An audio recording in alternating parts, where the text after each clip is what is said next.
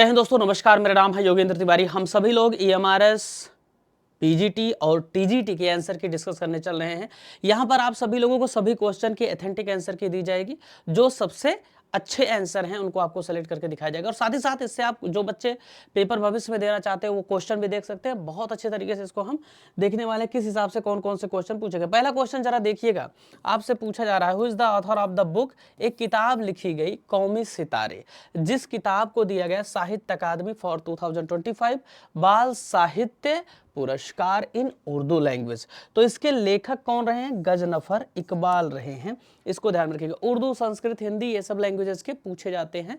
मुख्य रूप से बुक्स भी पूछी जाती हैं और उसके राइटर भी पूछे जाते हैं। एक क्वेश्चन ये पूछा गया, इसको जरा ध्यान से देखिएगा, एचडीआई से रिलेट करके पूछा गया है। किससे रिलेट करके? एचडीआई से रिलेट करके पूछा गया है, जो यूएनडीपी द्वारा पब्लिश किया जाता है। ठीक है, इसमें पूछा गया कि इसका थीम क्या रहा है, फोकस क्या रहा है। तो फोकस इसमें दो रहे हैं, एआई और डिजिटल चेंज। क्या रहा है? एआई और डिजिटल चेंज इसके फोकस रहे हैं। तो डिजिटल चेंज इसमें सिर्फ ऑप्शन में दिया गया है कृत्रिम बुद्धिमत्ता, सॉरी इसमें सिर्फ एआई ऑप्शन में दिया गया है, डिजिटल चेंज ऑप्शन में नहीं रखा है। तो सिर्फ इसको आपको यहाँ पे ध्यान में रखना है। ठीक है, इसके बाद चलते हैं नेक्स्ट पर प्यारे साथियों। तीसरा क्वेश्चन आप लोग देख रहे हैं, थर्ड वन इज पूछ रहे हैं, who among the following was the first Indian to serve as a जज in the International Court of Justice. इसी को बोलते हैं आईसीजे, जिसका हेडक्वार्टर कहाँ है? हेग, नीदरलैंड में है। ठीक है ना। तो इसमें पहले न्यायाधीश भारत की तरफ से कौन शामिल हुए थे? BN राव। अगर यहीं पर मुख्य न्यायाधीश पूछ लेता तो एक इस क्वेश्चन का आंसर बदल जाता। मुख्य न्यायाधीश कौन थे? नागेंद्र सिंह। ठीक है, तो ना इन्होंने इनको पूछा, ना ही इनको ऑप्शन में डाला। तो इसमें कोई ऐसा भी नहीं था कि आप इसमें फंस सकते थे। क्वेश्चन सीधा सा था, जिसका जवाब भी सीधा था। आइए, फिडे 2025 विश्व महिला कप शतरंज चैंपियनशिप 2025 के बारे में पूछ रहा है। कौन सा कथन इनमें से गलत है आपको बताना है। तो कह रहा है कि यह लाटविया में आयोजित हुआ। दिव्या देशमुख इसको जीतने वाली चौथी भारतीय महिला बन गई। कोनेरू हम्पी को इन्होंने हराया था। भारत की कोनेरू हम्पी टाई ब्रेकर में अंतिम में पराजित हो गए, वो भी डाल दिया। भारत के दिव्या देशमुख ने यह चैंपियनशिप जीत लिया, ये भी डाल दिया। ठीक है, यहाँ पर जो गलत है वो गलत पहला है। इन्होंने दिया है लाटविया में आयोजित हुआ, तो लाटविया में नहीं, ये आयोजित हुआ था जॉर्जिया में। कहाँ आयोजित हुआ? तो जॉर्जिया में ये आयोजित हुआ, इसको याद में रखिएगा। कहाँ आयोजित हुआ? जॉर्जिया में आयोजित हुआ। ज्यादातर क्वेश्चन जो बनते हैं यहाँ से विनर का नाम पूछा जाता है, दिव्या देशमुख, या ज्यादा से ज्यादा किसको हराया ये पूछ लेता है, कोनेरू हम्पी को हराया। ठीक, बट यहाँ पर क्वेश्चन को चूंकि अलग तरीके से डिजाइन किया जाता है ईएमआरएस में, तो उसी तरीके से क्वेश्चन को पूछा हुआ है, इसको ध्यान में रखिएगा। इस क्वेश्चन को जरा ध्यान से देखिएगा। ये क्वेश्चन क्या कह रहा है कि कह रहा है अगस्त 2025 में क्षेत्रीय सहयोग को बढ़ाने के लिए बिम्स्टेक के किस कार्यक्रम की मेजबानी पहली बार भारत के द्वारा की गई। तो कौन सा कार्यक्रम था जिसकी मेजबानी भारत के द्वारा पहली बार की गई थी? ये था प्रथम पारंपरिक संगीत महोत्सव, जो कि नई दिल्ली में आयोजित किया गया था। कहाँ आयोजित किया गया था? नई दिल्ली में, भारत मंडपम है, यहीं पर यह आयोजन किया गया था। इसको ध्यान में रखिएगा। ठीक है, ये बात समझ में आ गई। चलिए इस क्वेश्चन को देखिएगा। क्वेश्चन नंबर 6 क्या था? क्वेश्चन नंबर 6 ये पूछ रहा है आपसे, who among the following is interested with the task session of national human rights. कह रहे निम्नलिखित में से किसे राष्ट्रीय मानवाधिकार संस्थाओं को प्रत्यायित करने के लिए कार्य सौंपा गया है। तो इस संस्था का नाम क्या है? GANHRI, इसको कार्य सौंपा गया है, इसको ध्यान में रखिए। क्वेश्चन नंबर 7 की तरफ चलते हैं। क्वेश्चन देख रहे हैं ना किस हिसाब से, ये जनरल जीके जीएस पूछ ही नहीं रहा है। ठीक है, ये मुख्य रूप से क्या पूछ रहा है, जो इसका ट्रेंड है वही फॉलो करता है। ये ईएमआरएस का अलग ट्रेंड है बाकी परीक्षाओं की तुलना में। तो आप देखेंगे यहाँ पे सामान्यतः हिस्ट्री, ज्योग्राफी, पॉलिटी कुछ मिला, कुछ नहीं मिल रहा है। कुछ क्वेश्चन ऐसे मिल रहे हैं जो सिर्फ और सिर्फ जीए के लेवल पर आपको मिलेंगे। तो अगर आप ईएमआरएस की तैयारी के लिए आगे कोई कंटिन्यू करना चाहता है, या जो बच्चे दे चुके हैं जिनके गड़बड़ हो रहे हैं, वो इस बात को ध्यान में रखें। विभिन्न राज्यों की विधानसभाओं के बारे में निम्नलिखित कथनों पर विचार करिए। कह रहे हैं कौन से ऐसे राज्य हैं, जैसे सिक्किम राज्य की विधानसभा में 30 से अधिक, अन्यून का मतलब होता है नॉट लेस देन 30 सदस्यों से मिलकर बनी हुई, बिल्कुल मिजोरम में नॉट लेस देन 30, बिल्कुल यहाँ पर भी 30 से अधिक है, यहाँ 32 है, 40 है, 40 है, ठीक है ना। ये पूछा जा रहा है तो ऑप्शन जरा इसको आप देखेंगे तो ABCD किसी में नहीं दिया है, हाँ ये है कि A और C दिया है, तो A यहाँ पर क्या हो जाएगा, राइट आंसर हो जाएगा। नेक्स्ट क्वेश्चन देखिएगा, ये सब क्वेश्चन देख रहे हैं आप किस लेवल के क्वेश्चन ये पूछ रहा है, इसको जरा ध्यान से देखिएगा। कह रहे हैं सुभाष चंद्र आपदा पुरस्कार प्राप्त करने वाली संस्था और किस वर्ष मिला है, इनमें से आपको बताना कौन सा गलत है, रॉन्ग मैचिंग को आपको सेलेक्ट करके आंसर बताना है। तो इसमें रॉन्ग मैचिंग जो है, आपदा समन प्रबंधन केंद्र उत्तराखंड को गलत दिया है, 2022 में नहीं मिला है, इसको मिला था 2020 में। कब मिला था, 2020 में। इतना बारीक यहाँ पर चीजों को मेंशन किया गया है, इस बात को आपको ध्यान में रखना है। इस क्वेश्चन को देखिएगा, कह रहे हैं कि which among the following state had the highest women voters turnout for the general election 2024। 2024 में जो देखिए जनरल इलेक्शन का मतलब होता है लोकसभा का जो सामान्य चुनाव हुआ है, उसमें आपको बताना महिला मतदाताओं की संख्या सबसे ज्यादा कहाँ रही, तो वो असम में रही थी, ठीक है। यहाँ से 2 क्वेश्चन पूछे, PGT में पूछे हैं और TGT में भी यहाँ से क्वेश्चन पूछा गया है, इसको ध्यान में रखिएगा। इस क्वेश्चन को देखिएगा, निम्नलिखित में से किसे शिक्षा का अधिकार अधिनियम के अंतर्गत बालकों की शिक्षा के अधिकार के प्रबोधन का दायित्व तो सौंपा गया है, तो ये किसे सौंपा गया है, राष्ट्रीय बाल अधिकार संरक्षण आयोग को ये दायित्व तो सौंपा गया है। ये वे 10 क्वेश्चन हैं जो आप सभी लोगों से PGT लेवल पर पूछे गए थे, इसको ध्यान में रखिएगा। आई होप कि ये सब चीजें आप सभी लोगों को समझ में आ गई होंगी, ठीक है। इतनी बात आप सभी लोगों को यहाँ तक समझ में आ गई होगी, ठीक। तो आइए अब देख लेते हैं प्यारे साथियों PGT के पेपर के बारे में, सॉरी TGT के पेपर के बारे में, इसको ध्यान में रखिएगा, ठीक। चलिए, तो TGT के पेपर की अगर हम बात करें प्यारे साथियों, तो TGT के पेपर को हम देख लेते हैं कैसा रहा पेपर आपका। देखिए, पहला जो क्वेश्चन आपसे पूछा गया, कह रहे हैं निम्नलिखित में से किस राज्य में लोकसभा निर्वाचन 2024 में मतदान करने वालों की कुल संख्या 80% से अधिक रही। अब क्वेश्चन आप देखिएगा 2024 उठाया, दोनों आप कह सकते हैं बढ़िया क्वेश्चन रहे जो उठाया, तो याद रखिएगा क्या रहा, त्रिपुरा रहा। इसके बाद देखिएगा इस क्वेश्चन को देखिएगा, कह रहे हैं निम्नलिखित कथनों पर ध्यान दीजिए, ठीक है।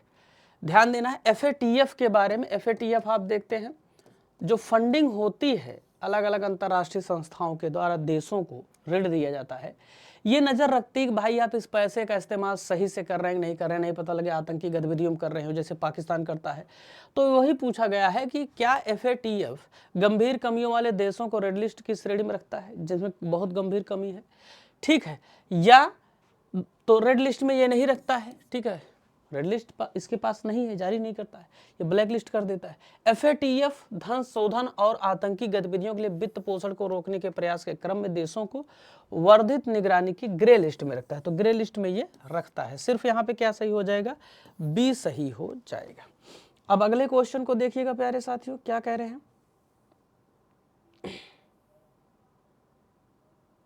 इस क्वेश्चन को ध्यान से देखिएगा। कह रहे हैं 2023 के लिए 71वें राष्ट्रीय फिल्म पुरस्कार की घोषणा की गई। सर्वोत्कृष्ट निर्देशन के लिए स्वर्ण कमल पुरस्कार से विभूषित फिल्म द फर्स्ट फिल्म के निर्देशक कौन थे।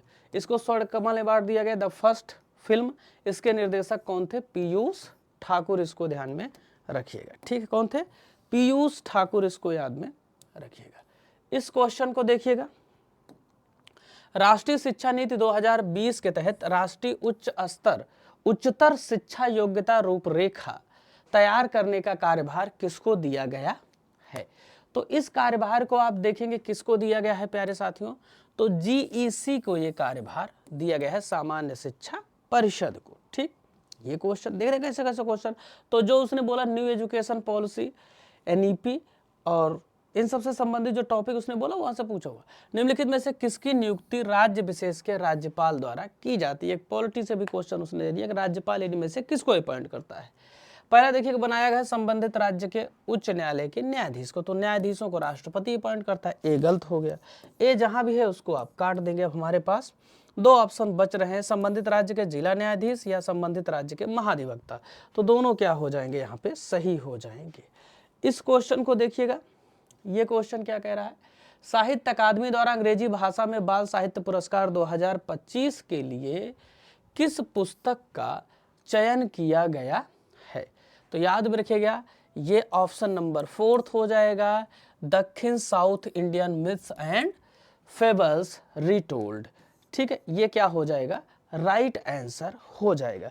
तो आप देखेंगे प्यारे साथियों, तो ये टीजीटी लेवल पर आपसे इस तरह से क्वेश्चन पूछे गए हैं, इसको ध्यान में रखिएगा।